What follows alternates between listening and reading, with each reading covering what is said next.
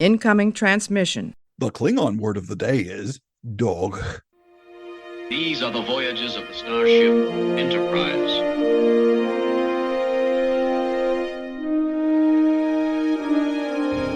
So, this is a huge victory for the good guys. Scotty, beam me up. Resistance is futile. Live long and prosper. To boldly go where no man has gone before.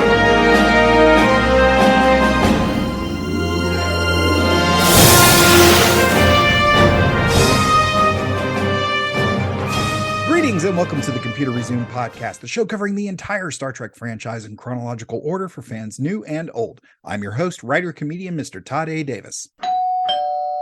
He doesn't write Star Trek parody songs. They are birthed from him. He can win a costume contest by disrobing. He is the most interesting podcast guest.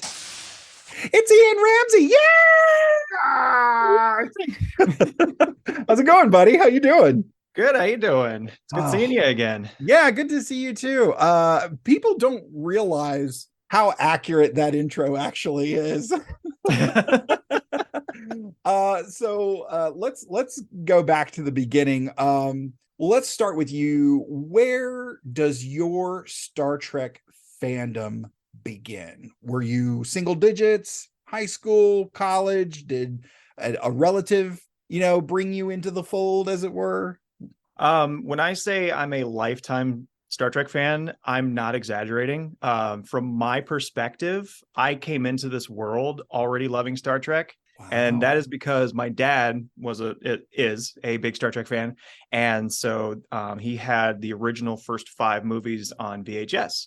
And nice. Being a toddler, he would probably put on a movie and have me in his lap or something. Mm-hmm. And then when I got to the age of being able to put VHS tapes in the VCR myself, I would just put in nothing but Star Trek movies. And so as early as I can remember, I could already quote a good chunk of all those movies verbatim. I have no memory of seeing the first 5 for the very first time. I just knew them. So wow, that's awesome. Yeah, that's where it all began. My originally my fandom just focused solely on the movies. I was just a movie guy with viewing TOS and TNG here and there. And it wasn't until Voyager that I got into a series that really locked me down. Wow. So Voyager was my first dedicated series. And long story short, from there, it just ballooned and grew and evolved to the point where I've seen every single officially produced Star Trek. Nice. Well, for folks who maybe don't recognize your name right off the bat, you're known on YouTube specifically as Star Rekt, correct? Correct. You are the writer, producer, singer, costume designer in a way, yeah. of Star Trek parody songs, all of which you basically, it's Weird Al style. Is that concise enough? Absolutely. You take a modern pop song and then you just shove it into the frame of Star Trek, and first of all, they are absolutely amazing. Thank you very much. I became a fast fan. These are awesome. Thank you so much. So, with music being so prevalent in your life as well as Star Trek, which came first? I mean, well, you say Star Trek was there right out of the gate. Yeah. I hope your mom doesn't mind that I referred to her as a gate. Sorry. I should be offended for her. How dare you? Hey, yeah, I'm sorry. So when did music come into play? Do you recall a first experience of this music thing might be for me as well? In a way, I think it's safe to say roughly about the same time, because from my earliest memories when watching these Star Trek movies, I'm singing along with all the themes and humming along throughout the movie. And I guess I think it's safe to say that my love of music started from Star Trek as well, because just loving those themes and humming them over and over again. And then I'll give credit to video games too. So like playing Nintendo games and Sega games, continue to just find songs that I like to hum and just listen to them as much as possible, et cetera, et cetera. So I would credit Star Trek as being the seed for my musicality. Wow, that's awesome. Yeah, was it one particular instrument or just vocals, or what was it for? The orchestrated soundtrack, of course, and this was long before I even knew anything about instrumentation or instruments in general. Wow. So when I eventually started playing trumpet in elementary school, middle school, and started to be involved in bands and getting a better understanding about the instruments that I'm hearing, obviously gave me a much deeper appreciation to all that, especially when hearing these crazy James Horner French horn counter melodies and playing French horn myself later on. I was like, how are people doing this? This is insane. Yeah. And also trumpet parts, like his high as hell trumpet themes, like the con. It's impressive stuff. It's very impressive stuff. Yeah, I as a comedian, it's a wonder I can walk and chew gum at the same time. But comedians have a unique relationship to musicians. There seems to be like a really big mutual respect there. The comedians being like, I can't do what you guys do, but we've seen the musicians going, I can't do what you do.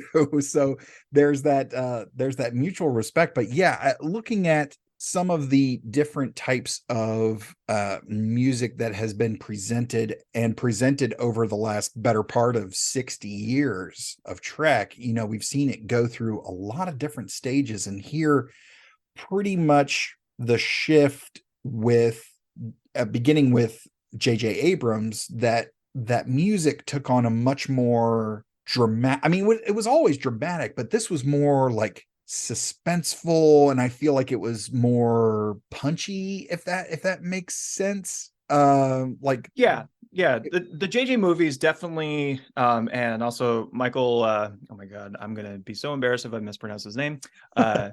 Giacchino? Yes. Okay. Yeah. I was going to say that.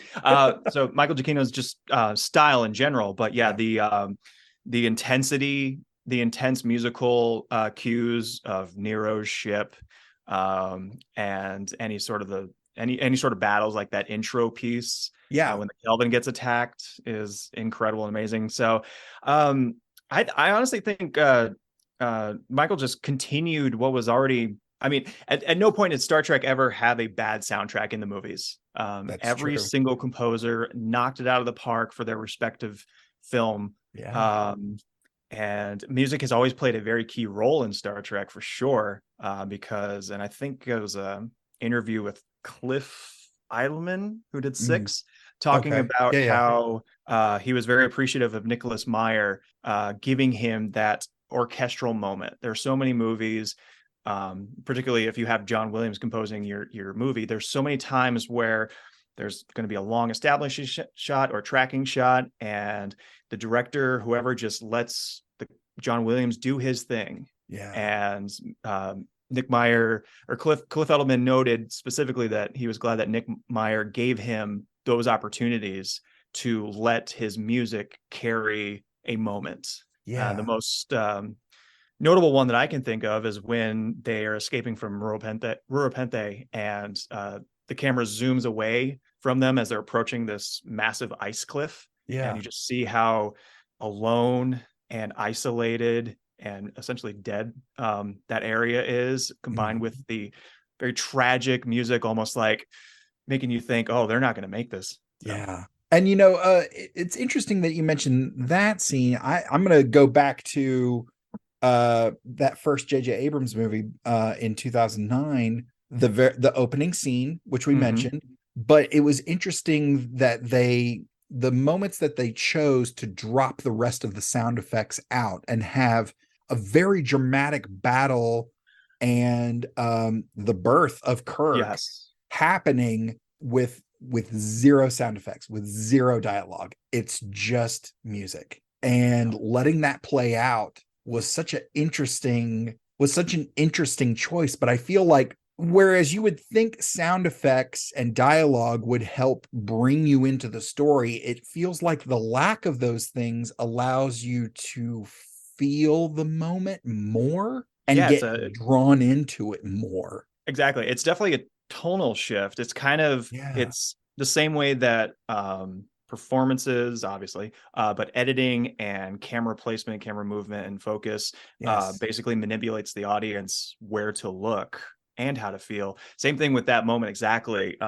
You overlay this heart-wrenching ballad piece while there's so much drama and action going on in the background, but you don't want that to be the focus because they're manipulating the audience to feel a certain way, so that even though there's still explosions happening left and right, the audience is feeling sad, remorseful, apprehensive, because they know Kirk's going to die. They know, or sorry, George Kirk is going to die. They know that James T. Kirk is being born, and it's such a crazy emotional moment across the board. And letting the music carry that was a brilliant idea. Yeah, it's such an interesting thing because usually the destruction of a ship is the apex of the movie. This is the height of drama, and it's usually halfway, maybe 2/3 of the way through the narrative that something like that would happen.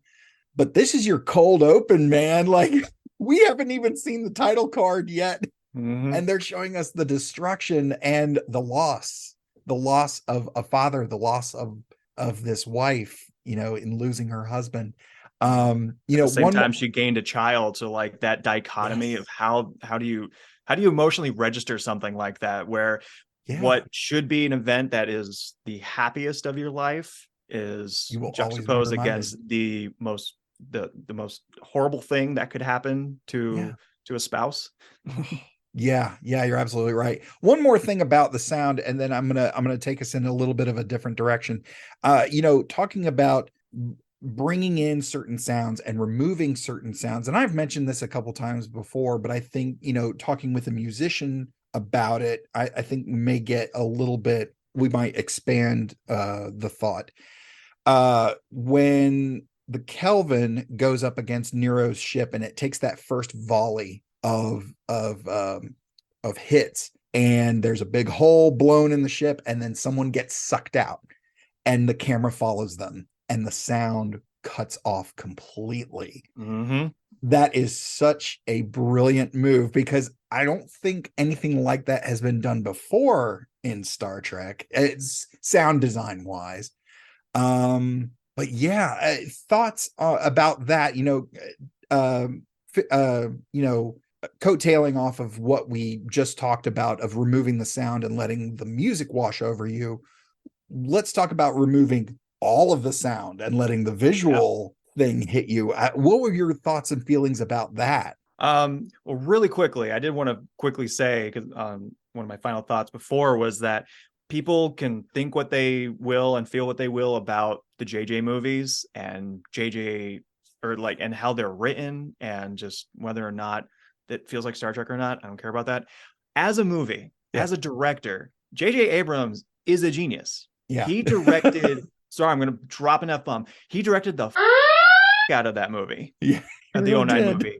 And I've had debates with people, a Star Trek Star Wars debate thing about before Rise of Skywalker, which movie was better, Force Awakens or 09? And I stand back that 09 is a far superior movie than Force Awakens. And I think JJ did a much better job directing 09 than he did Star Wars, which is his franchise. Like, that's what he grew up and loving. And I think it's because, at least for Force Awakens, he was treating that movie or that franchise with kid gloves, whereas Star Trek. Star Wars. Yeah, Force Awakens, he was probably being a little cautious. I wouldn't doubt that there's some oversight from Mrs. Kennedy.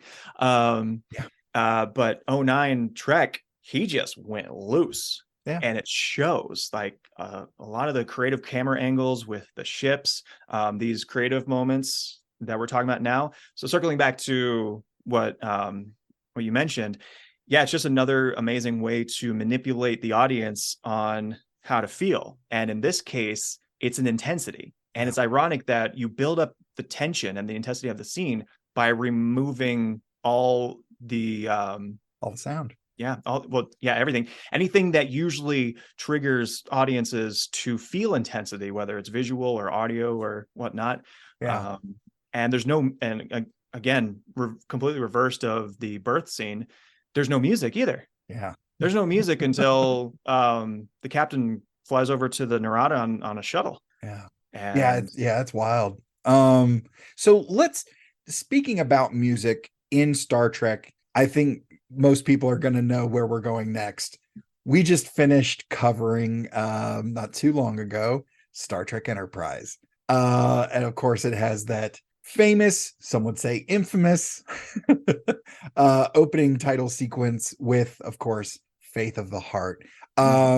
Before we get into that, how cool was the moment of you, me, all the Trekkers, including Dominic Keating and Connor Trenier in a bar in Los Angeles singing Faith of the Heart at the top of our lungs? What were your thoughts about that? Because when I think about it, I get the goosebumps. Yeah, that was amazing. That was one of those moments where when it was happening and right afterwards, it makes you think, is this real? Did this just actually happen? Yeah. We just all belted Faith of the Heart with 2 Enterprise actors. This is incredible. That was amazing. Worth it. Worth Absolutely. The price of admission, worth the trip. Yeah. Mm-hmm. That might have been one of the top 3 highlights of that entire weekend, and there were a lot of highlights. Yeah, there were. Yeah, there absolutely were. Well, so let's get into it. So Enterprise, which is the beginning of the beginning of the chronology. It is the story that takes place in the earliest time frame with Faith of the Heart.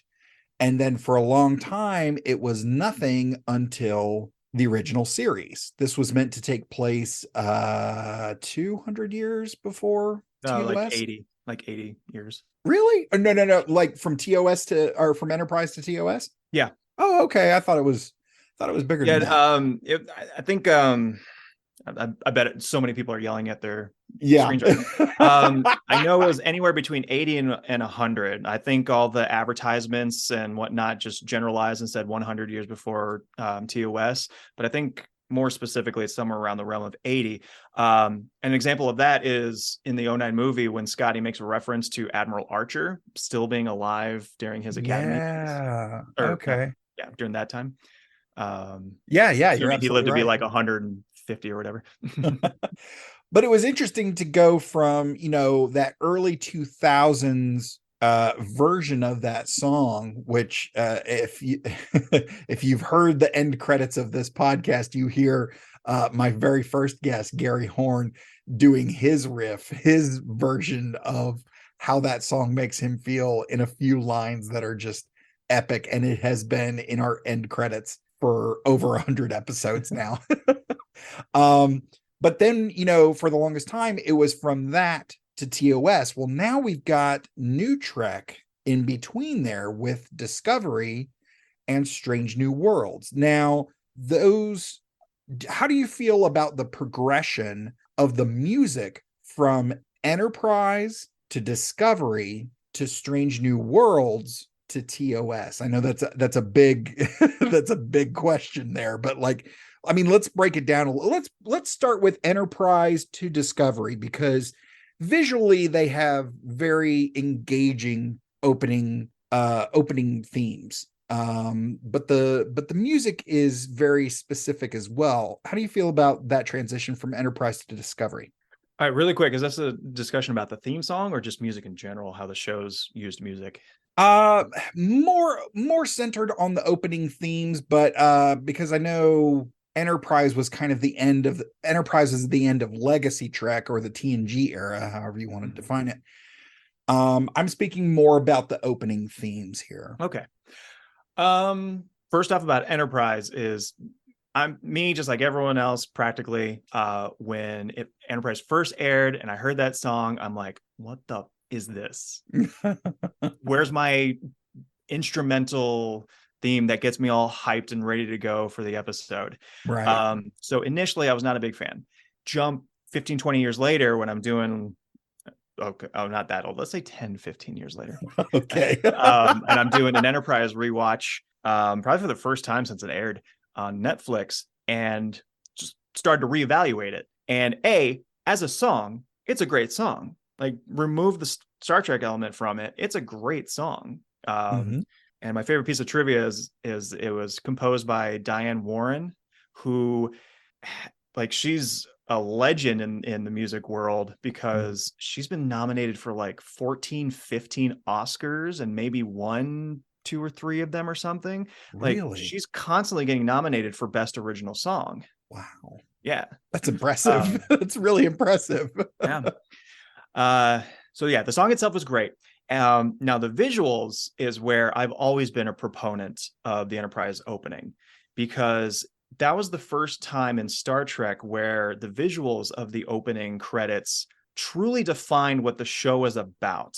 Something can be said about Voyager because of all the various locations, and it's just like doing its thing, encountering everything odd and impressive and whatnot on its journey. That little thin, but Enterprise, a show about humanity pulling up their pants and their bootstraps and going out for the very first time, beating the adversion of the Vulcans and whatever obstacles they faced. That's what the visuals represent. The evolution of humanity's progress in travel, flight, technology. Right. Every single episode can connect to that.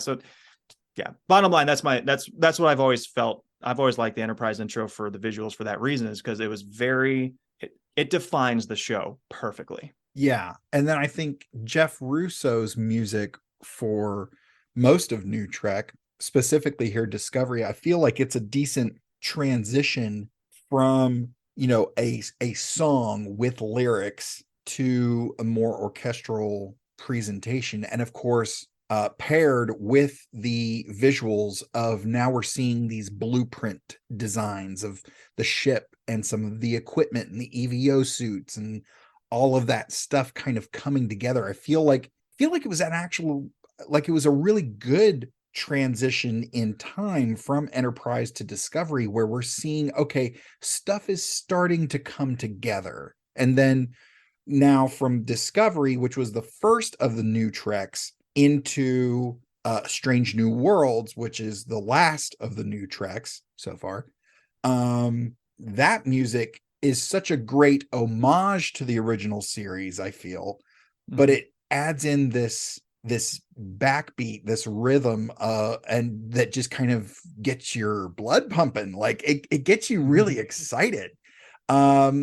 Let's talk about Jeff Russo's music, and then we'll move into the more specifics about Discovery in this episode. How do you feel about Jeff Russo and his music with New Trek, trying to capture those themes while at the same time bringing the fresh perspective to it? What do you think of his music and its presence in New Trek?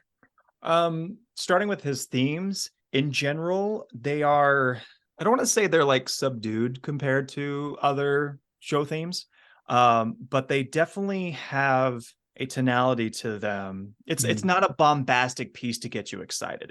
They're still exciting, but in a different way. It is a little bit more intrigue. Right.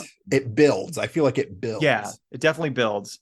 And starting with Discovery, I am glad that his overall Discovery theme, the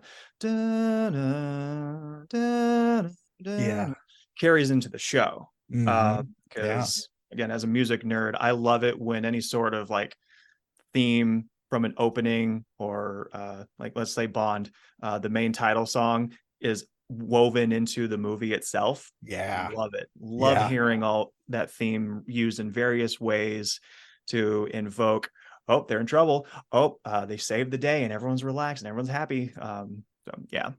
Here's my wife is, sorry to interrupt you. My wife is currently working her way through a rewatch of ABC's Lost, which of course was done by J.J. Abrams and company. So now while I'm in here working, every now and then I get the famous walking music. Dun, dun, dun, dun, dun, dun, dun, dun, dun, dun, dun, dun. It's like, oh, they're traveling across the island again.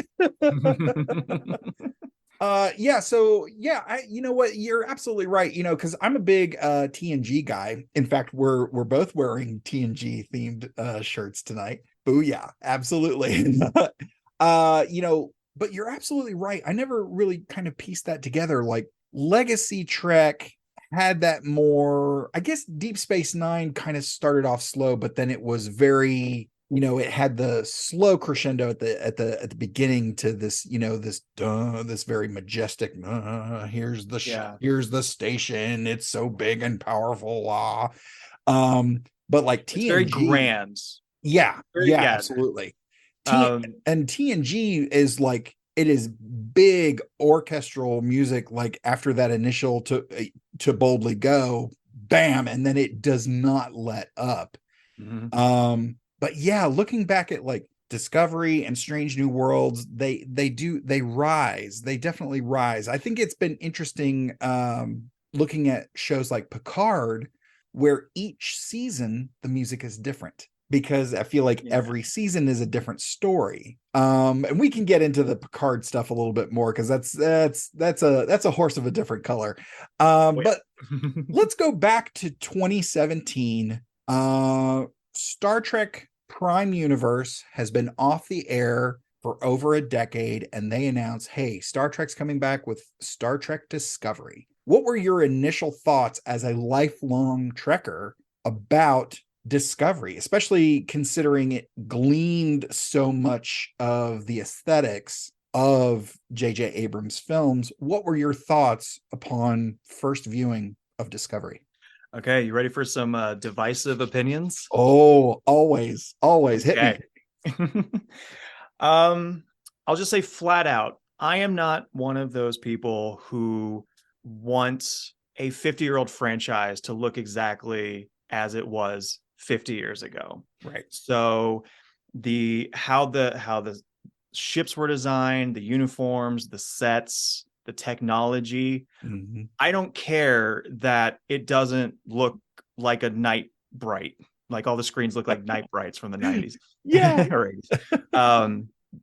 Or what wasn't it? Or something like the candy boards. I think someone who worked on a TOS, or maybe it was Okuda, one of the Okudas, who talked about how those consoles were basically candy boards.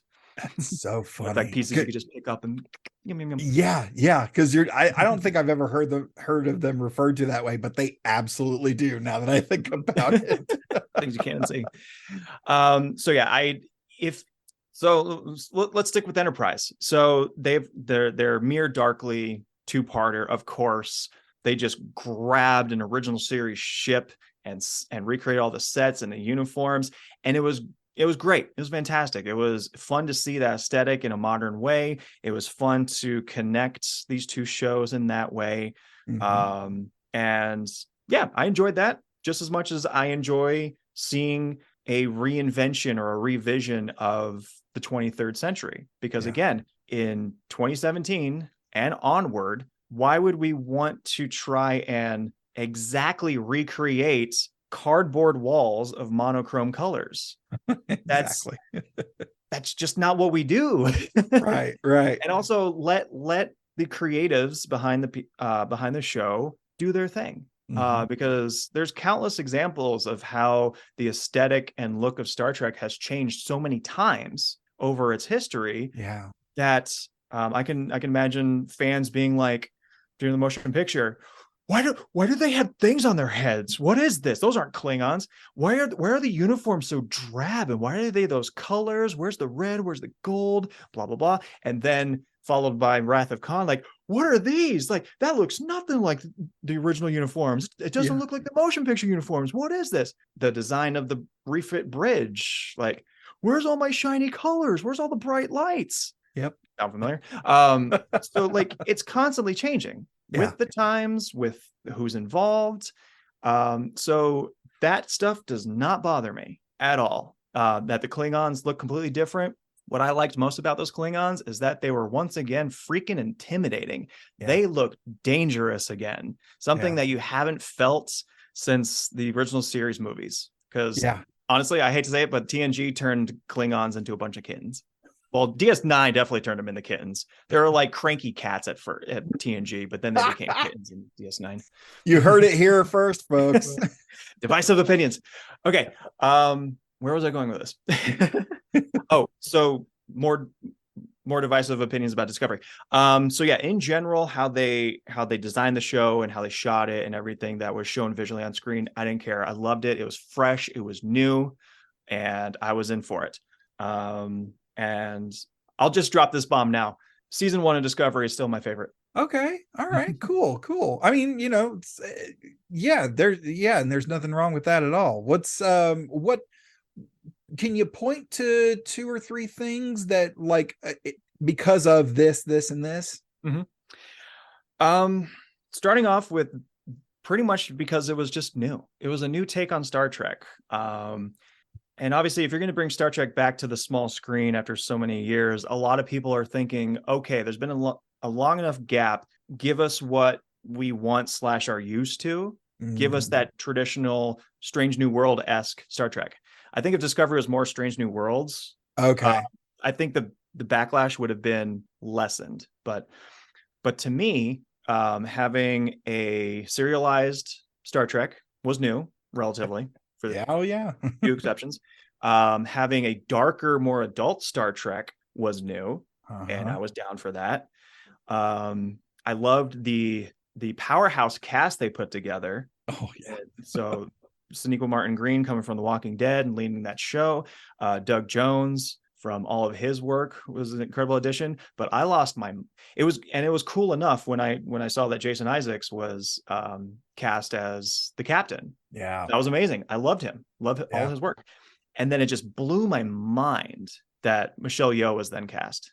And I'm gonna play my hipster card now, but I've been following Michelle Yeoh since the mid 90s.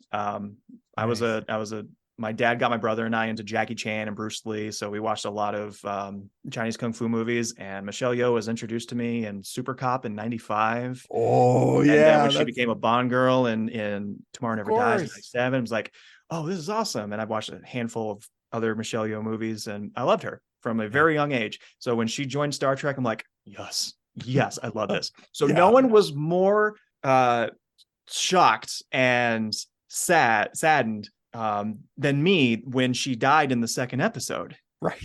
I'm like, really? You're going to cast Michelle Yeoh and you're only going to use her for 2 freaking episodes? 2 episodes. But we all know what came afterwards. So and it's kind of like, hey, remember how much you loved Michelle Yeoh in season 1? Well, guess what? It's going to be different, and you're somehow going to love her even more.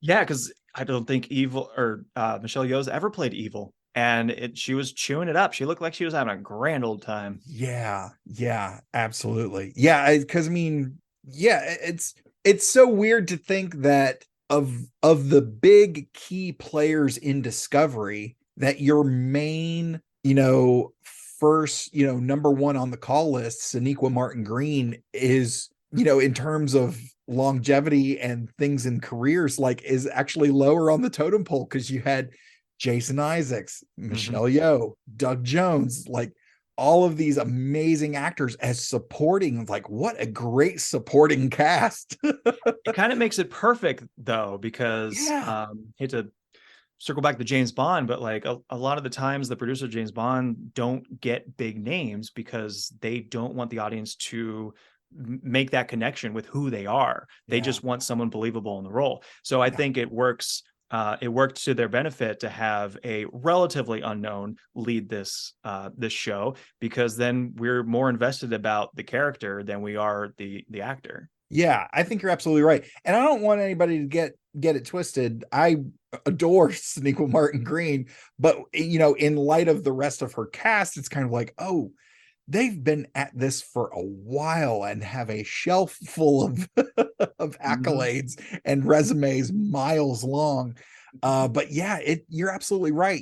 When you cast somebody, Batman is a perfect example. When you cast Batman, it's you either find someone completely unknown or it's, hey, there's Ben Affleck as Batman. Like, There's George Clooney. There's George Clooney as Batman. It has, Michael Keaton was kind of in that sweet spot where he had done some stuff, but he was still kind of really early in his career and just hit at the right time. And now it's kind of hard to not see him as Batman, of course, knowing that he's coming back as Batman. And that his casting like flipped who Michael Keaton was on his head, because he was just strictly comedic going into Batman. And then as soon as you first saw him and his scowl and his voice and his presence, you're like, oh, all those expectations go out the window. Like, okay, I'm in. Yeah, exactly. And I think where we stopped, where me personally, where I stopped balking at unique casting choices was with Heath Ledger as Joker, because everyone heard, hey, we're casting Heath Ledger as Joker, and everybody went, really? 10 Things I Hate About You is going to play Joker? Yep, that was me. And then I distinctly remember they released the first image of him in the makeup, and I was like, oh, that's the direction we're going. Yep. Got it. And after that, it was just kind of like, you know what? That's why they have casting directors. That's why they have people who are really, really good at this. Yeah. Around that time, the mid 2000s, and probably before, but from my perspective, around that time is when these casting choices started to turn around, where like people weren't siloed into specific types of roles necessarily. And another great example of that is Bryan Cranston for Breaking Bad. Here's another guy who's known for comedic acting, but also still not that well known. And then boom, he knocks it out of the park for Breaking Bad. So your expectations are blown away. Heath Ledger, for me, Daniel Craig as Bond. Sorry, gotta always say Bond. I was a hater. James Blonde? No, get this blonde, goofy looking guy out of my Bond. And he killed it. And Casino Royale is actually the best comparison to like going back to 2009. And when great movies or TV shows are able to just squish your expectations down flat from the get-go, so you can just enjoy the ride from there on. The cold opening to Casino Royale, I would equate to the cold opening of 2009, because who wasn't a little scared going into the JJ movie, after seeing the previews? I mean, like, oh God, what's going to happen? What's going to happen to our Star Trek? Yeah. And then that cold opening happens, and I'm like, let's do this. I'm in. Yep. So, I love it. I love it when my preconceived notions or opinions are just demolished. I love being wrong in that regard. Well, it makes me think back to I think it's the director's commentary on the 2009 Star Trek, where they talk about that cold open, and they were like, hey, look, it's Star Trek and we've nailed a lot of this stuff, but how do we get, and the verbiage they use is, how do we get our wives? How do we get the girlfriends? How do we get the people who are being dragged to this movie? How do we get them on board? And the consensus was, with this cold open, if you're not on board after this cold open, then Star Trek is not for you. And to be honest, or just good movie making, yeah, you feel everything during that scene. Oh gosh, except maybe laughs. No laughs to be had, really. But. Yeah, not a lot of laughs to be had there. Yeah, for sure. But yeah, let's keep digging in on Discovery. So now, so season 1, you've established, is your favorite, and there's a lot of reasons. It's very good, new, great cast. One final reason about that is that my 2 favorite episodes of Discovery are within season 1. Magic that Make the Sanest Man Go Mad is one of my favorites. The bottle episode. I forget the name, but it's the first Mirror Universe episode directed by Jonathan Frakes. He killed that one. Frakes did, which is why I'm so happy that we're doing another Frakes one today. But that episode alone, even though I wasn't too thrilled about them going back to the Mirror Universe so soon, that episode just, again, squashed my expectations, locked me in. I'm ready to go. Let's do this. Yeah, I feel like, it was so experimental, I feel like. And it was just kind of like, you know what? JJ's stuff worked. we've been off the air for a good long while. Let's break the mold a little bit, and let's discover a new Trek. So I kind of feel like that was kind of the thought process, and thankfully definitely was. I remember reading early interviews, and they talked, this line was said many times. They're blurring the lines between TV and the movies. Yep. For two reasons. First, to try and get as broad of audience as possible. They didn't want people to be confused at how different the current movies they were watching were to this new TV show. So yeah, if you like the movies, here's something almost just as flashy and shiny and bombastic. So I liked that. I like that because again, it seems like more often than not they tried something and it worked, which is they have a great batting average, we'll say. But so we've established that season 1 is your favorite. Now here we are, we're just dipping our toe into season 2. This is the second episode where we are introduced to this mystery, the Red Angel mystery here. And the idea that Spock has some ties to it, and we're not sure how, we're not sure why, but this is kind of the first chapter of us investigating that mystery. What is it? What some initial thoughts about season 2 and getting into this particular episode? What were your thoughts about season 2 and this episode, New Eden? More divisive opinions. Let's do this. Here we go. Season 2 season 2 in a nutshell, and then which obviously led into the major event of season 3 onward about where the show would go, was the moment where I'm like, oh, these producers have no backbone. Oh, okay. All right. Because again, I was a fan of season 1. I didn't care about any of the crap that people were yelling about the aesthetic and not my Star Trek, blah, blah, blah, blah. I enjoyed the hell out of it. And so season 2 happens, and it's and I know there was a showrunner switch or change, and you could see it, you could sense it. There it still was like a little bit more. It was more PG-13 than season 1's are. So they toned things down a little bit, I believe, due to fan outcry. And so I'm like, okay, whatever, fine. If you guys I understand appeasing older fans, because the whole reason franchises work is you don't completely scare away your entire fan base to get new ones. But then for your listeners who have not watched the second season, I'll be very vague. What happens at the end of the second season is where I'm like, yep, no backbone whatsoever. They caved for the fans. They absolutely caved because they didn't want to deal with any more correlations about canon, correlations of technologies and designs. Like, they just clearly didn't want to deal with that. They wanted to do their own thing, which I respect. But I was liking what they had established, and I'm okay with filmmakers and whoever, and writers and whatnot, sticking to their guns. Like, this is the story I want to tell, and go with it. And yeah, so that was my opinion, because I did enjoy season 1 so much. So I'm like, okay, give me more of that in season 2. They damped it down a bit. It was definitely messy the whole season, writing wise. Not defending that.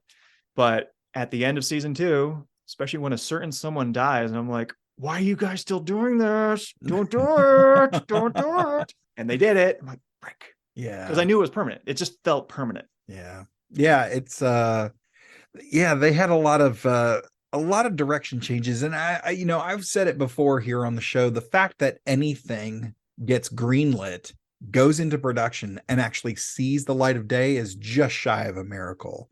So when you've got a property like this with so many moving parts in and of itself, not to mention Paramount and CBS saying, hey, it's going in this direction, or there's no direction, because we're not going to spend our money on that. And for producers who said in the first season, we're blurring the lines between the movie and the TV show so people don't get confused, it's for general audience. How confusing is it to try to get into the show and be like, wait, where is it?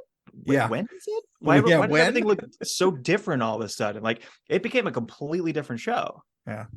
Yeah, and it's tough, because I've been in terms of creative endeavors here in my personal life, which I'll keep under my hat for the most part, but I've learned the value of identifying your true goal and being able to say yes to something that might not necessarily be the thing that you would have chosen or that I would have chosen. But if it gets me the yes that I want, okay, I'll go that direction. If it gets me a step closer to my end goal, sure. All right. We can make that very change. fair. I will always love it when and respect when writers, producers, filmmakers have a plan, particularly for TV shows. When they have a plan, they know where their show is going to go and potentially how it's going to end. And if they stick to it, it's usually pretty damn great. Yeah. Yeah. I mean, we see that all the time in comics. You know, a couple of artists got upset with the big companies who were these artists and writers and creatives were being told what to do by people who did not know how to make what they were making. And so they left. And that's where we got Image Comics. You know, Todd McFarlane, Greg Capullo, you know, a whole slew of top level talent just said, okay, well, we're just going to go off and do our own thing then. And it's one of those rare instances where not only did they do that, they were successful. So I think, and I guarantee you there is a flip side to that coin. They got that first stack of bills and went, oh, did we bring an accountant? We got artists and we got writers. Do we have an accountant? And here's my hypocritical moment. That being said, I'm also okay when things do undergo changes for the better. I totally am willing to accept that as well. That's why everything about entertainment, particularly Star Trek, is just so fluid, and you got to take it for what it is, because ultimately at the end of the day, I want to watch something that is entertaining, that is well written, well performed, well constructed, where it fits into canon. Whether I personally believe that direction was a good idea or not, doesn't matter. If the end product checks those boxes, I'm happy. Yeah, absolutely. And I think there's a lot of really fun things that they inserted, and I went on record, said it multiple times, in terms of the tone of Discovery right off the bat. It starts dark. Mm-hmm. And then because they went to the mirror universe so early, which could that have waited? Yeah, I guess. But you know what a big shock to the system. But then because they started so dark and they have to show this darker version, it got even darker. So I think part of how they were able to sort of press pause, reset, was the inclusion of Anson Mount taking over as Captain Pike, who brought this kind of fresh, hey, he quite literally has that discussion of, hey, I know you're concerned. I'm not Lorca. Let's get back to work. He goes and introduces, okay, just give me your names. I don't need ranks. Just tell me who you are. And like connects with each person there on the bridge. You know, so they did kind of reset there. And I think we see a lot of really interesting stuff develop, not only from Pike, but between Pike and Burnham in this episode, in what a lot of people consider dicey territory, the area of religion. But before we get into that too much deeper, let's get to this week's recap. Brought to you in part by our Patreon supporters, Rev J, Jerry Antimano, Cosmic Crit, Kitty B, and David Willett. Spoiler alert. Spoiler alert. Spoiler alert. Captain, I'm picking up a transmission. We're under attack! Red alert. Ready photon torpedoes. Show me where it's coming from. Human life signs. Somebody want to tell me how they got here? I have no idea how or why they're here, but I highly doubt it's by accident. Sensors are detecting a massive spike of radiation. An extinction level event. We are responsible to every living being on that planet. Captain! He's dying. Burnham reviews Spock's last log entry with Pike, explaining that he'd drawn a map of the red bursts 2 months before they appeared. Burnham emphasizes the need to contact Spock, to which Pike explains that Spock was secretly committed to the psychiatric unit at Starbase 5 at his own request, but that Spock's connection to the signals might outweigh his desire for privacy, in Pike's judgment. Burnham doesn't believe Spock would accept an olive branch from her. Pike understands complicated family dynamics as his father was a science teacher who taught comparative religion, leading to a confused household. Pike invites Burnham to tell him anything she thinks he needs to know. Thinking back to the angelic figure she saw on the asteroid, she considers it before simply thanking him for rescuing her. Whoa, that was close.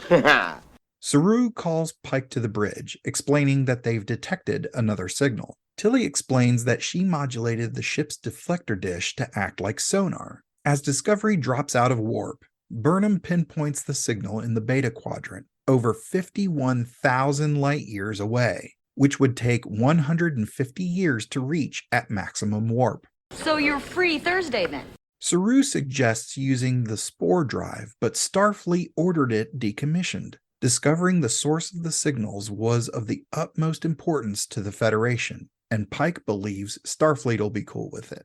Meanwhile, in engineering, Stamets tells Tilly that when he was trapped inside the mycelial network, he saw Culber and was afraid that he'd see him again. Despite this, he makes the jump successfully and storms out of the engine room. Discovery arrives at the coordinates. There's no sign of the signal. Burnham reports human life signs on the surface. Bryce reports a distress call coming from the surface. Pike orders red alert. Pinpointing the source, they find a small settlement with no apparent signs of struggle. Burnham confirms there's no other power or warp signatures other than their own. Saru examines the transmission and finds it has been set on a loop for 200 years, before humans had developed warp drive. And on that note, we cue the music.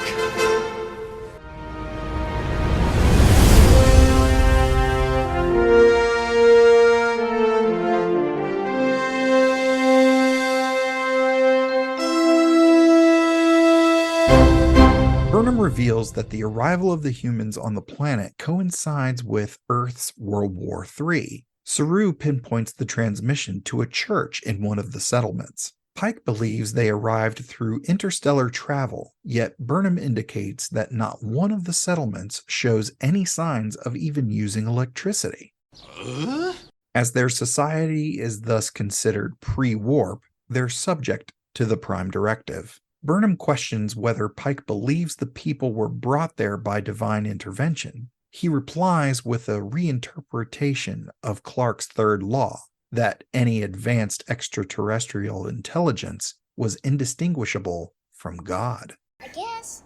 In order to find out more, Pike puts together an away team. Burnham suggests Owosakun, as she grew up in a Luddite collective on Earth. In the shuttle bay, Tilly approaches the asteroid fragment. As she activates her laser core sampler, the computer detects a fluctuation and advises terminating the project. But Tilly refuses, as this is the only solution to finding a replacement interface for the spore drive. She secures a core sample, which releases an energy discharge that hurls Tilly across the shuttle bay, knocking her unconscious. meanwhile, Pike, Burnham, and Owosakun beam to the surface and enter the church. The stained glass windows are 2 centuries old and show the symbols of many of Earth's religions. A man named Jacob enters, demanding to know why they're not working in the fields. Maintaining their cover, Pike identifies himself and the party by first names only and explains they're from the north.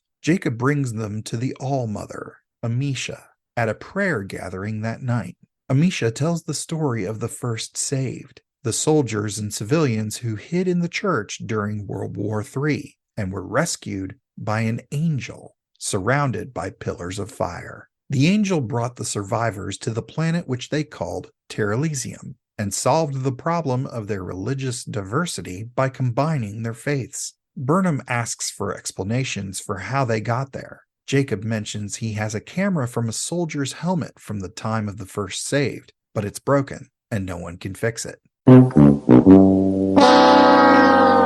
Pike asks Amisha if he and his companions could shelter in the church. She agrees. Meanwhile, Tilly awakens in sickbay to find a nervous ensign fretting about her condition, explaining she found her unconscious in the shuttle bay. As Tilly attempts to rise, Saru enters and rebukes Tilly for attempting to examine the asteroid by herself, which put the ship at risk and nearly got her killed. Saru warns that further reckless behavior may jeopardize Tilly's place in the command training program. Tilly explains that she was trying to get a sample to help Stamets in order to create the replacement interface for the spore drive. Saru is sympathetic, as Tilly feels she has to take on greater risk to prove herself. On the bridge, Reese and Detmer conclude that between the radiation from the planet's atmosphere and the gravity from the planet's rings, in approximately 64 minutes, there will be an extinction-level event.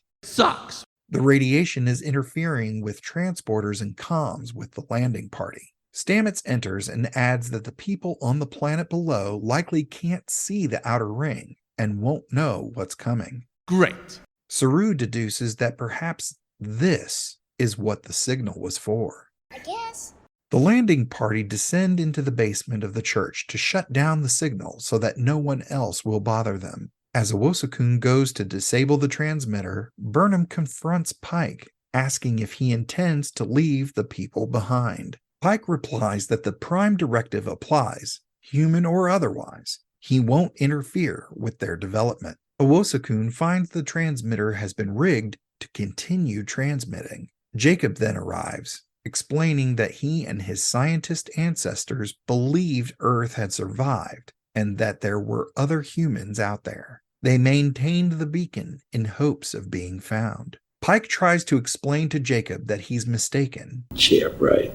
When they try to leave, Jacob uses a stun grenade to knock them out, takes their stuff, and locks them in the basement. Owosakun gets the door open. Pike emphasizes that they are still bound by the Prime Directive and not to break cover for any reason. Meanwhile, in sickbay, Tilly tries to work on calculations to prevent the catastrophe. She's interrupted by the ensign she saw earlier, asking if she can help. Using her friend, whom she recognizes as May, as a sounding board, Tilly explains the issues. Suddenly, Tilly comes up with the idea of using the asteroid's own gravity to clear the debris, requiring Detmer to perform a donut maneuver in the center of the ring's debris field. While Detmer says she can't pilot inside the ring, Stamets volunteers to use the spore drive to get them in. How convenient. Back in New Eden, Jacob brings the crew's gear to Amisha as proof of the away team's true origin. Just then, Pike enters, explaining that Jacob attacked them in violation of their faith. Jacob pleads his case, to which Amisha chides him for following the ways of the old Earth. Owosakun spots a child holding a phaser. Pike leaps in front of the weapon, taking the blast squarely in the chest. While Jacob calls on fellow scientist Burnham to use her tech to save him, she instead asks Amisha and the others to take them to the church to pray for another deliverance. Meanwhile, in orbit, Detmer delivers the donut, successfully diverts the debris, clearing the radiation enough to beam out the landing party. As a relieved Tilly enters the turbo lift to return to her quarters, she is congratulated by May, who calls her Stilly, just as the doors to the turbo lift close. Meanwhile, Burnham and Owosakun bring Pike inside the church, closing the doors behind them while Jacob tries to break the doors open. As he does, the landing party is transported away in a bright light, which Amisha attributes to the angel. In sickbay, Pollard tells Pike his ribs will feel like a xylophone in a Klingon marching band for a while. In her quarters, Tilly accesses the signature page of her old junior high yearbook, recognizing May as May Hearn, one of her classmates. When she tries to find her quarters, the computer doesn't have that name in the ship's manifest. When searching Federation records, the computer reports that May Ahern has been deceased for 5 years. Pike calls Burnham to his quarters and thanks her for adhering to the Prime Directive despite his injuries. To which she replies that she remembers what happened the last time she didn't follow her orders. Burnham reveals she saw the angel on the asteroid before Pike rescued her. She had dismissed it as a hallucination at first, attributing it to being injured. Pike is convinced it's not a coincidence, with 2 signals and 2 sightings of these angels. He feels the new info creates new context. Burnham then asks about Jacob, if he's entitled to some context. While Pike is sympathetic, he is still bound by the Prime Directive. Burnham counters that the helmet cam is more important than the Prime Directive, and that one would have to be sacrificed to uphold the other, a choice only the captain could make. All right! Jacob enters the basement of the church where he's met by Pike, now in uniform. Pike admits he lied to protect the other people from the truth, and that Jacob was right about the away team. They came to Terra Elysium on a starship. He also explains he's bound not to interfere with their society. Jacob disables the transmitter, accepting that he hasn't answered to a question he and his family had long asked, and it was enough for him to know he was right. Going one step further, Pike gives Jacob a power cell in exchange for the soldier's helmet camera and shakes his hand, hoping they will meet again. Jacob is convinced they will. Back on Discovery, Pike examines the helmet camera footage and stares in astonishment as he sees the angel in the doorway of the church, just as the video ends in static. Ooh, that's interesting. Oh my gosh, you guys, I am so excited to tell you about this. Hey folks, it's your old pal, Mr. Todd A. Davis here from the Computer Resume podcast. Get ready to boldly go where, well, thousands have gone before. It's TrekFest 38! Yay! June 23rd and 24th in Riverside, Iowa. Hey! Is this heaven? No. It's Iowa. Come enjoy all kinds of free activities for you and your whole family. This year's event will feature Chase Masterson from Deep Space Nine, some of the best bands in the area on the Riverside Casino and Golf Resort sponsored main stage, food, drinks, and yours truly will be doing some hosting and emceeing. I'll be upset if you don't come get a selfie with me. For more info about this year's TrekFest, visit them on Facebook at Riverside TrekFest or on the web at trekfest.org. That's TREKFEST.org.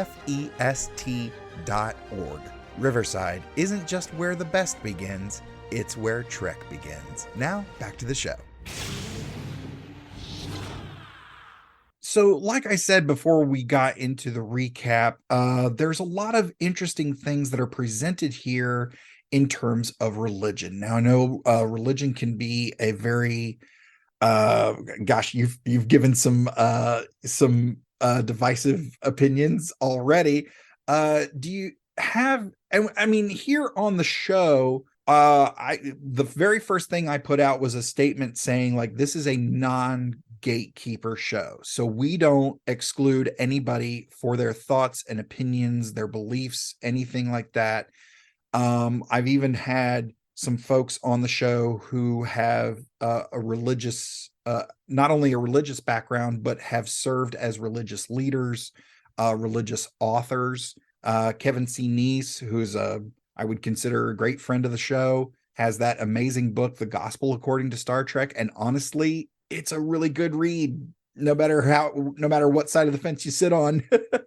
It's great and doesn't come off preachy. But here we get into some territory about beliefs, the power of beliefs, and a belief system that directly affects our actions.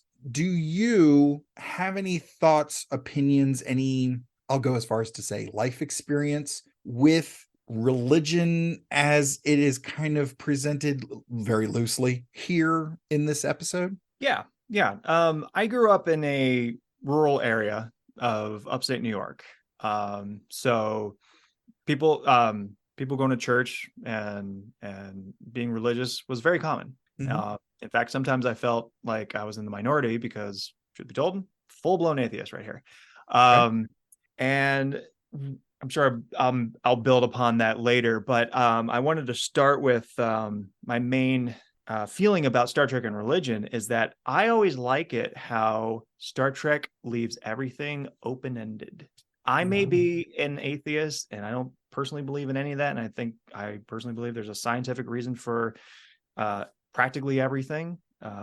But when Star Trek deals with religion, and the first things that come to mind are 2 Voyager episodes, Emanations and Coda.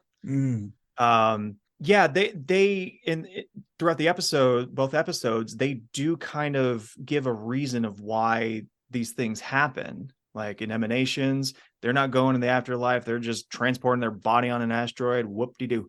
But then there's this unexplained energy that is released from the bodies that go into the rings, and I like it that they keep it open where who knows what that is. Yeah. In Star Trek, your energy or your soul can get transported wherever, interdimensionally, whatnot. Who's to say that energy isn't a form of their soul going into some form of interdimensional plane where they are living in heaven?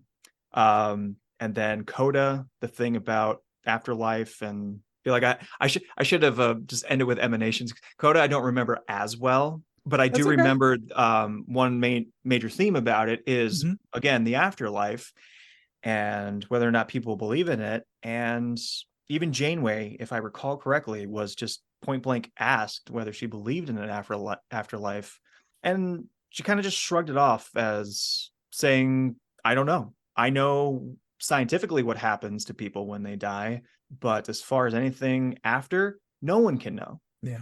And even though I'm an atheist and I have my beliefs, I like that Star Trek doesn't pick either direction, because again, for gatekeeping purposes, Star Trek is not about telling you what to believe, right? Or how to live. There, of course, there's the discussion about, well, what about its left-leaning progressive views?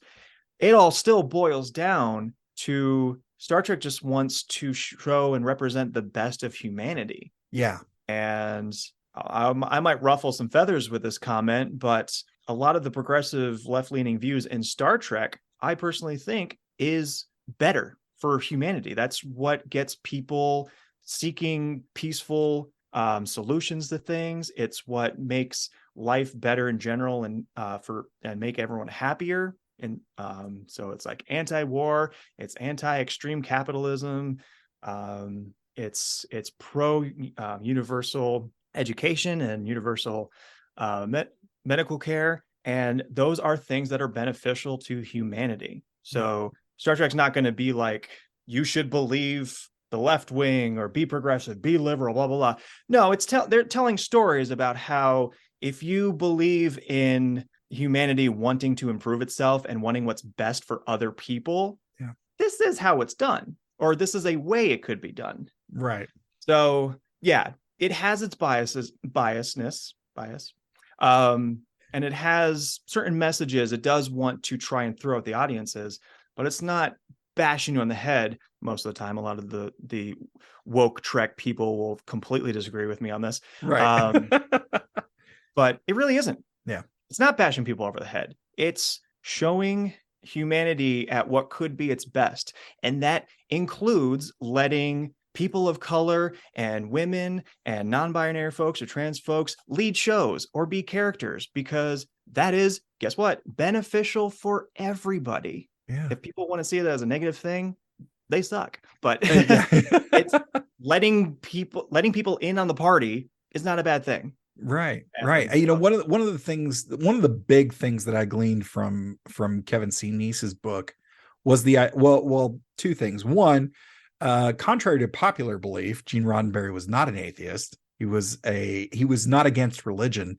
He was against charlatans.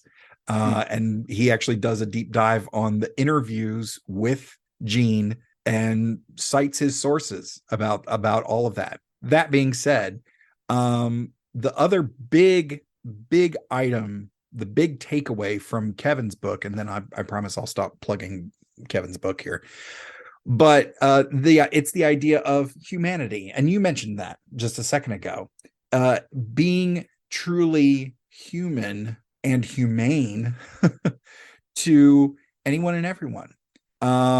And most of the time, most religions would agree.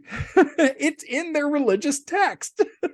Anybody, a lot of these folks who want to say, hey, let's, so and so's what about that verse of give a cup of water in my name, and love each other as I've loved you, and like a lot of this stuff, like did you miss that one? Did you miss that verse? Yeah, miss that passage in the book. That's the same way. Again, I'm not trying to move this conversation. This is an interesting episode that we're going to be covering. So yeah. Then we will get there. Promise. I'm not trying to lead this down any sort of political route, but me, like a lot of other people, are kind of mind boggled sometimes about how like diehard conservatives and right leaning people could be Star Trek fans. But that is but what you're talking about and conservative Star Trek fans, it's all about how people perceive things, which messages they receive, which messages they ignore, whether consciously or unconsciously. I'm convinced that a lot of conservative Star Trek fans, aside from being attracted to the pew pew pew space action part of it, probably just see a lot of surface level themes from Star Trek. So again, here's a group of people, humans, us, just generally being good to each other and going on adventures. Yep. That's a very surface level take of Star Trek, but who can argue that that's a bad thing? And I think that no matter where you are on the political spectrum, you can enjoy that. Yeah. So when it does dive deeper into more political stories or themes or elements, up until fairly recently, fully admit, it was far more shrouded in metaphor. Yeah. So again, far more opportunity for people to take things at a more surface level, or take things at a more surface level. Mm-hmm. So I think we're seeing a time, in addition to just being completely polarized, the Star Trek's use of metaphor has kind of diminished. It's not gone, but it's diminished. And the messages that were always there from the beginning are now becoming more apparent to the people who might not agree with them. And so it's ruffling their feathers. Yeah. How do we, getting into some more specifics about the episode, how do we feel about the religion there on Terra Elysium, which is basically it is a combination of all of the above. They've got texts from every land, every nation, every language, and it's all kind of combined into this one thing. How do we feel about that? My thought about that is, if Star Trek is going to tackle religion head on, of course it does it that way. That is the best way to talk about religion. Yeah. And they're not saying that your branch of religion is less important or more important than this one by just forgetting all of it and mashing it all together like everything equates across the board. That obviously is not the case in how religion is practiced. But Star Trek as a franchise, speaking towards religion, I think that's the best way to approach it. We are talking about just general religion. And here's an example of how you can practice what you want, but in a way that doesn't alienate anyone else. And it is a classic Star Trek way of, here's the best way, hypothetically, to practice religion. Yeah. Yeah. There's some interesting things. I alluded to it earlier about, coming from Pike, because here we've got Pike, who's still pretty new on the scene. This is the second episode with him as Captain Proper. But here we have him sort of, not only is he observing this group that's on Terra Elysium and what they've done with their religious beliefs and combining those religions into one faith, but we also have him presented with an opportunity. Now it's not a faith, but you kind of, as the captain, he has to make some decisions kind of based on faith regarding the Prime Directive, and hope that it will work out. How do we feel about him adhering to the Prime Directive in light of everything that's going on, not only on the planet but up in the ship?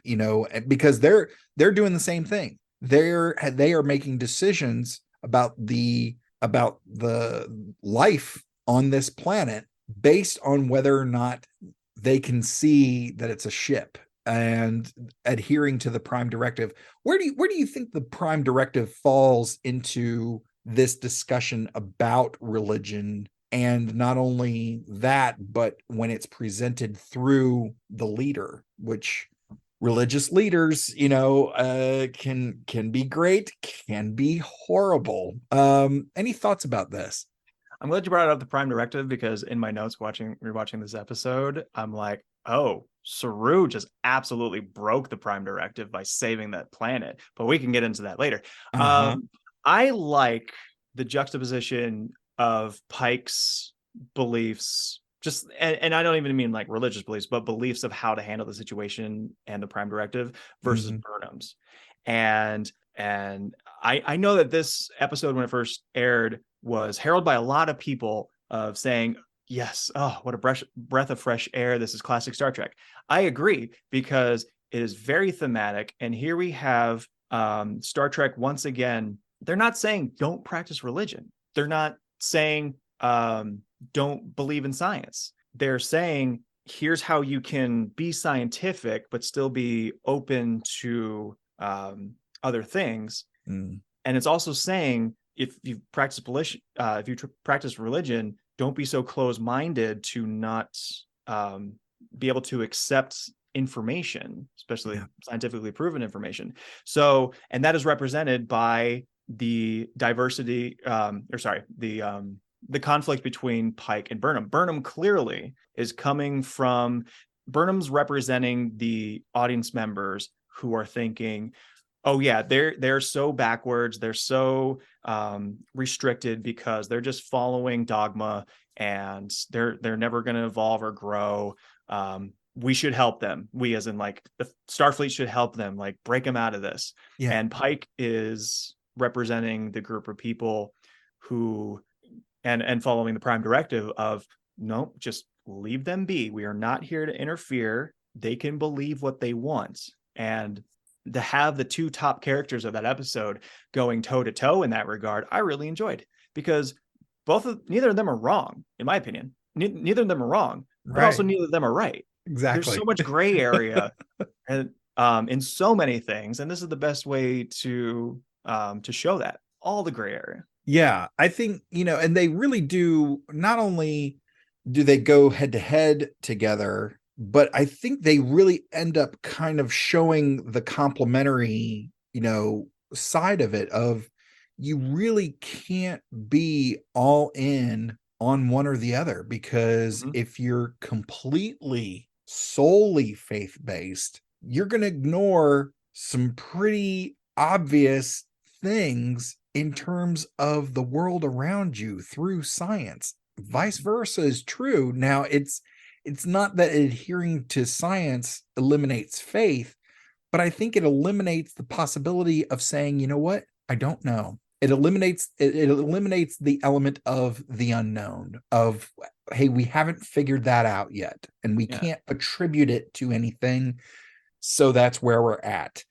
Yeah, and it also circles back to, I don't even know if we were trying to make this correlation, but misinterpretation of things. Yes. So people who go strictly based off of faith, there is a very high chance of misinterpreting the Bible, the Quran, any religious text, what have you, that says love everyone, but they see love everyone but this way, this certain way. Right. And I think ultimately at the end of the episode, Burnham acknowledged the fact that, okay, I should not be imposing my wholehearted belief in science on these people who clearly have a foundation, a societal and cultural foundation of faith. But on the flip side, Pike, especially with that one gentleman who kept the distress signal going, he realized that I can't completely, this is going to be a weaker argument, honestly, that you can't completely not try to get science out there, because there will be people who do disagree with the religious leaders who break away. And that's how progress is made. People who get stuck on a single belief and single piece of writing can get stuck. Mm-hmm. So allow science to bring actual evidence and actual support of other reasons, and that's how you grow. Yeah, you're absolutely right, man. This has been a really great discussion. I'm so glad that you've come on for this. And yeah, there's a lot of things to unpack here. Did we miss anything that we in the episode? Any big key moments that you want to discuss before we move on? Yes, how Saru broke the Prime Directive. Yes. Yeah, please take it away. Let's hear it. Okay, so the B story is, of course, up on the ship. They realize that some stellar mass from the planet's rings is going to be bombarding the planet, creating a nuclear winter. Yeah. So this should sound familiar. Planet-wide disaster, help or not. And I think when I originally watched this episode, I was under the impression that something that I'm not going to spoil anything. Something that the signal did resulted in the planet being put in danger, so they solved it. But no, especially on rewatch, I was reminded that the signal brought them there to fix this problem that had nothing to do with the signal and had nothing to do with Discovery's presence. It was just something that was going to happen. Mm-hmm.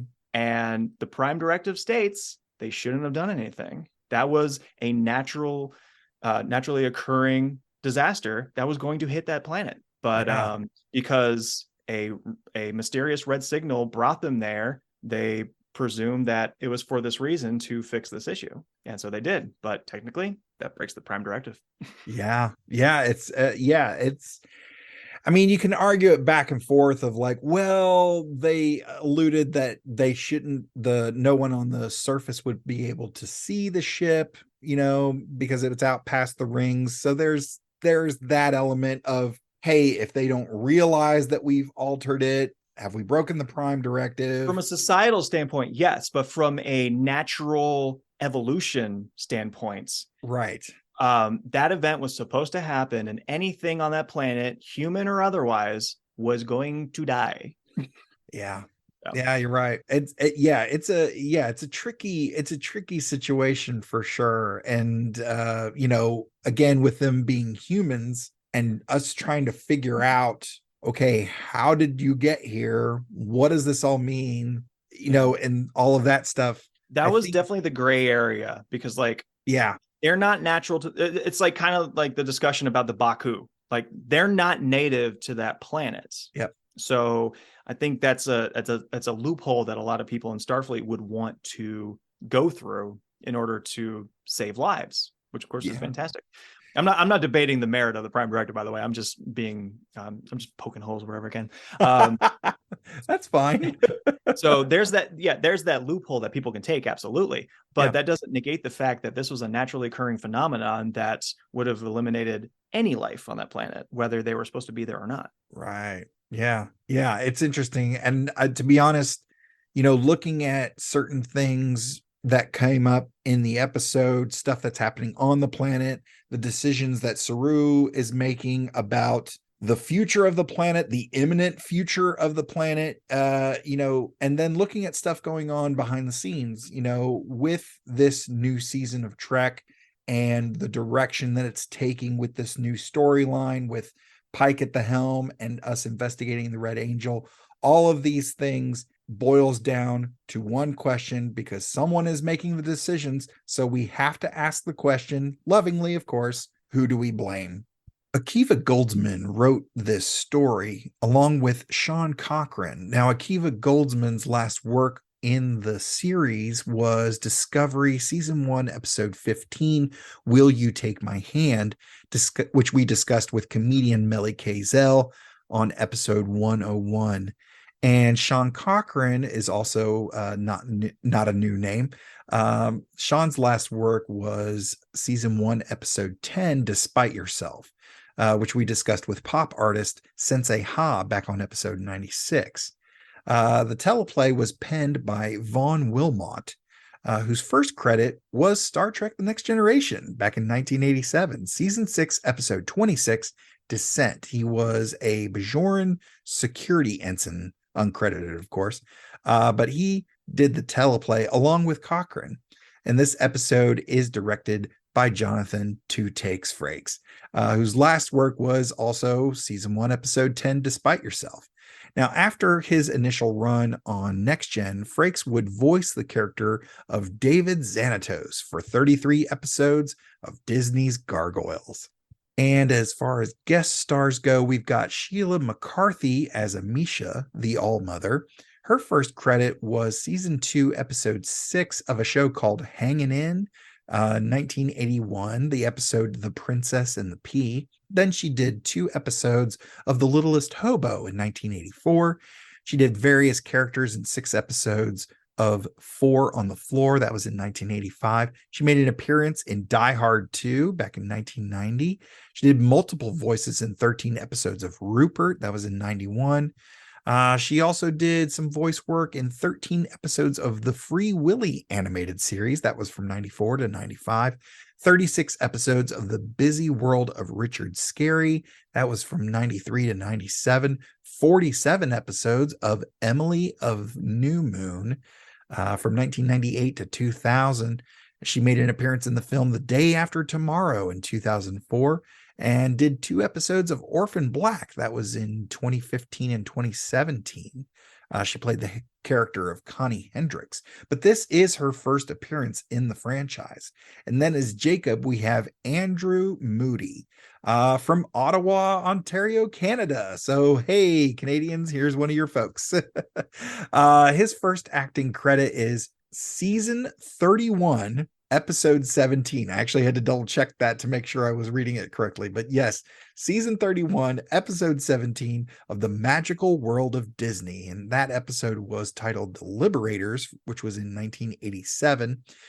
His first film was called Snake Eater 2, The Drug Buster from 1989. That sounds awful, and I cannot wait to watch it. It sounds like a lot of fun. He also did episode 16 in the first season of Due South. I've mentioned it a couple times that I adored the show Due South. That was in 1994. He made an appearance in How to Lose a Guy in 10 Days in 2003 as Poker Pal Ronald. I did 3 episodes of Hell on Wheels, 2011, which of course is starring Anson Mount. He also made an appearance in Total Recall in 2012. That was the remake with Colin Farrell and Kate Beckinsale and Jessica Biel. I actually really like that. A lot of people don't, but I'm a big Philip K. Dick fan. So I love the original and the remake. They're both great.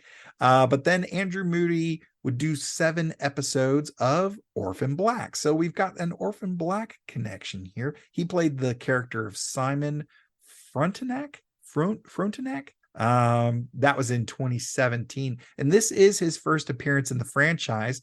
But yeah, if you're familiar with where Discovery goes, I don't know that we're going to see him again in Discovery, although he could potentially make an appearance in Strange New Worlds, I guess. I don't know.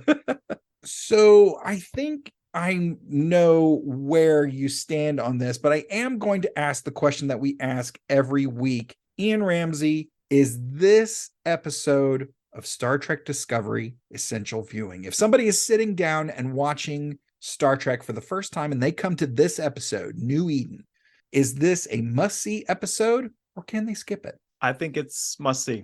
Really? I think it's essential. For the reason that it really is a classic Star Trek story. I know that people love to throw out that term from anything that isn't the original series onward, but it's true. Like, that is the type of story that is quintessential Star Trek. It presents a debatable topic where not necessarily there's a right answer. And so it makes you think, it makes you talk, it makes you discuss. And yeah, well, that is masterful Star Trek right there. And then also the fact that if anyone's going through Discovery, if they skip this episode, they're going to be hella confused later on because of the nature of serialized storytelling. Yeah, and I've mentioned as much, gosh, pretty much every episode that we've talked about Discovery, that it is kind of hard to skip an episode of a truly water cooler show.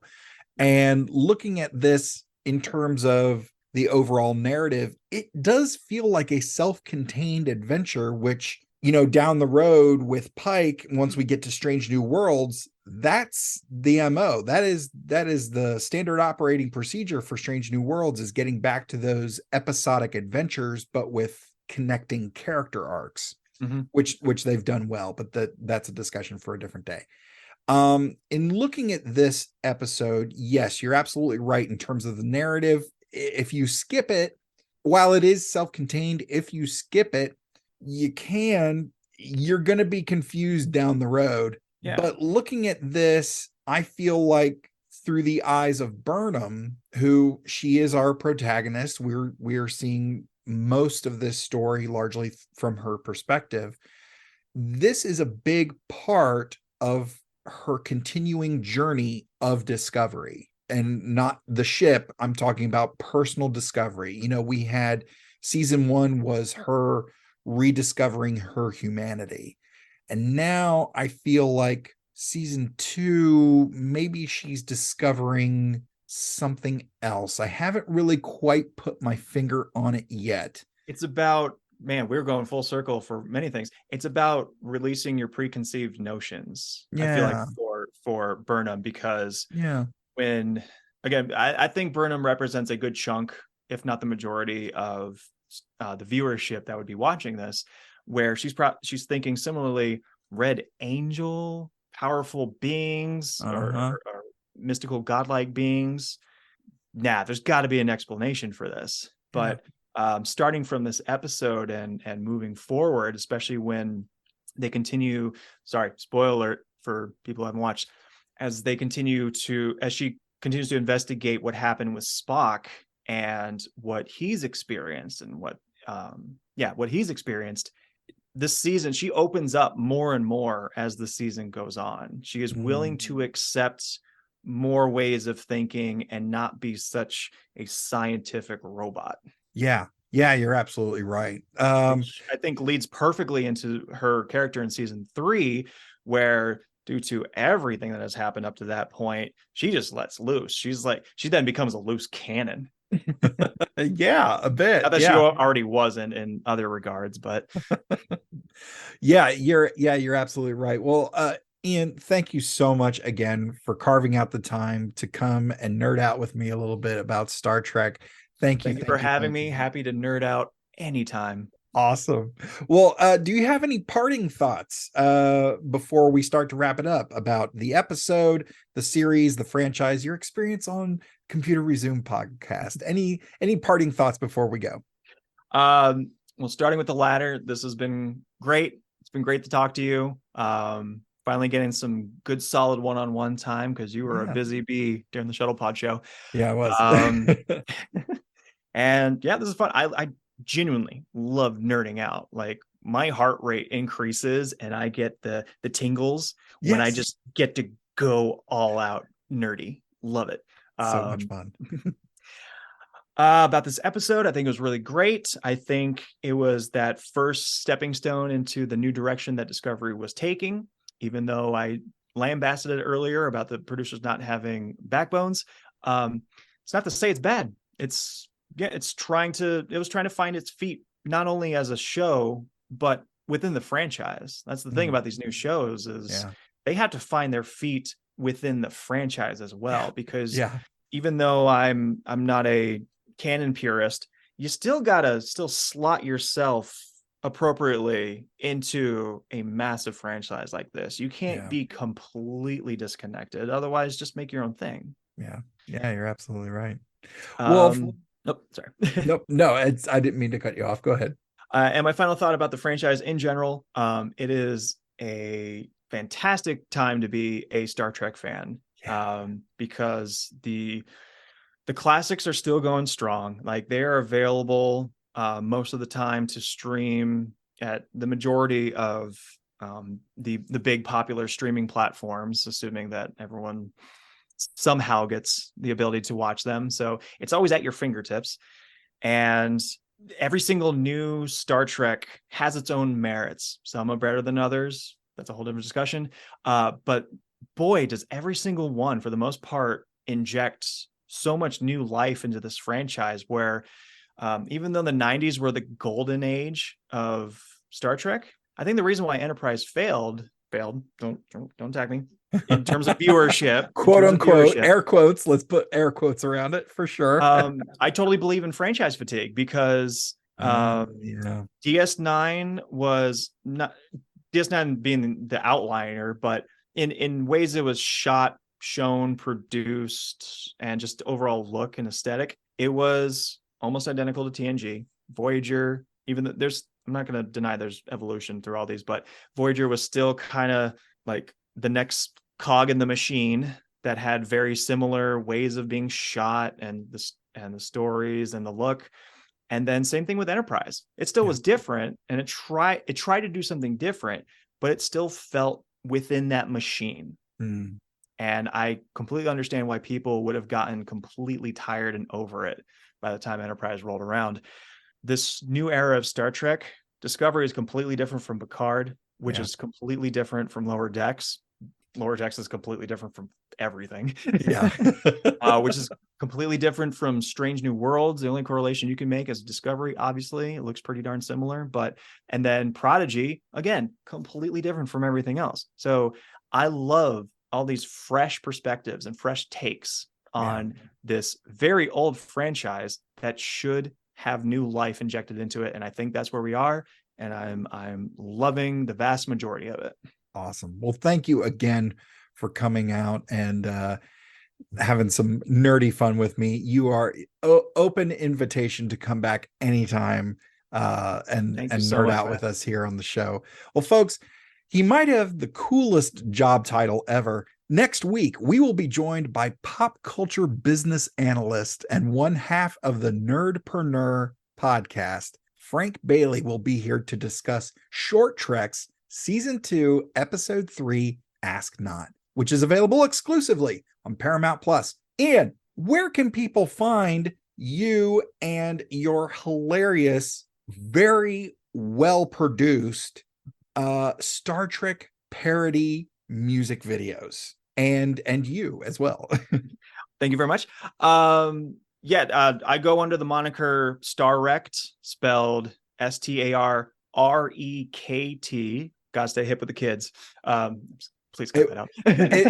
No. That's absolutely staying in because I absolutely love the name. And every time I look at it, I'm like, damn, that's a good title. Man, that's really great.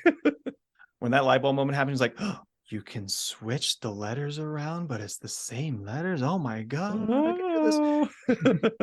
Rekt, Rekt,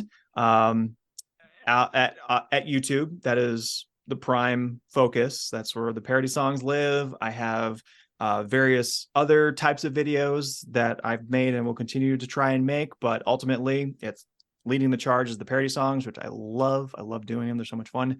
And then, Instagram, Twitter, Twitch that I've only used once, but I intend to use more.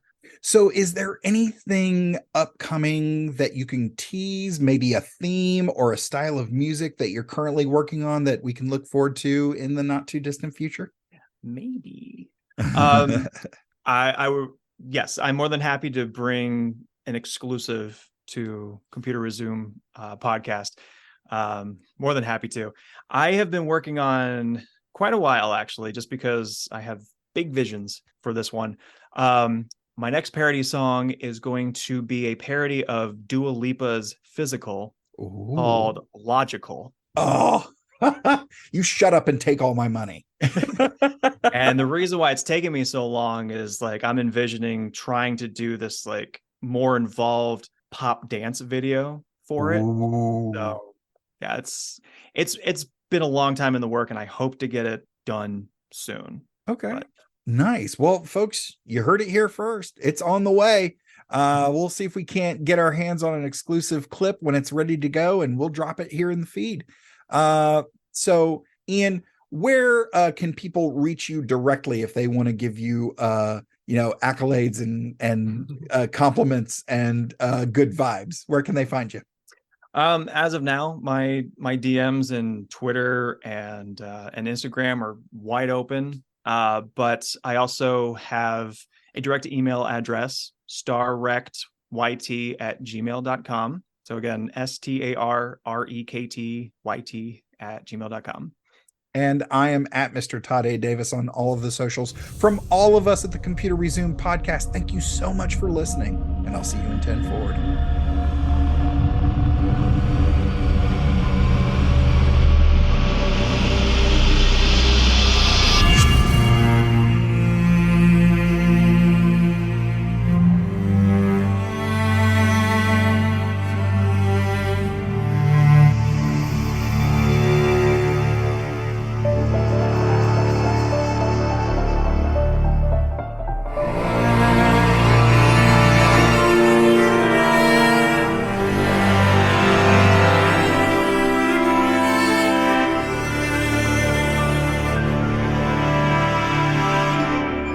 Support us on Patreon and like, rate, review, and share on all your favorite platforms. Feel free to send us your subspace transmissions to computerresumepodcast@gmail.com or at Computer Resume on Facebook, Twitter, Instagram, and TikTok. The Computer Resume podcast was created and produced by Mr. Todd A. Davis. Our logo was designed by Will Martin and Justin Bishop. The opening theme was produced by Justin Bishop, and our outro music was provided with permission by Dronode. Additional music was provided by Mr. Todd A. Davis and Gary Horn, and the voice of Computer Resume podcast and executive producer, me, Kat Davis. #LLAP. We'll see you next time. Going through a Star Trek. We're doing Star Trek stuff in space. We probably got some phasers and shuttle pods, and we're gonna find a brand new race. How's that for a slice of fried gold?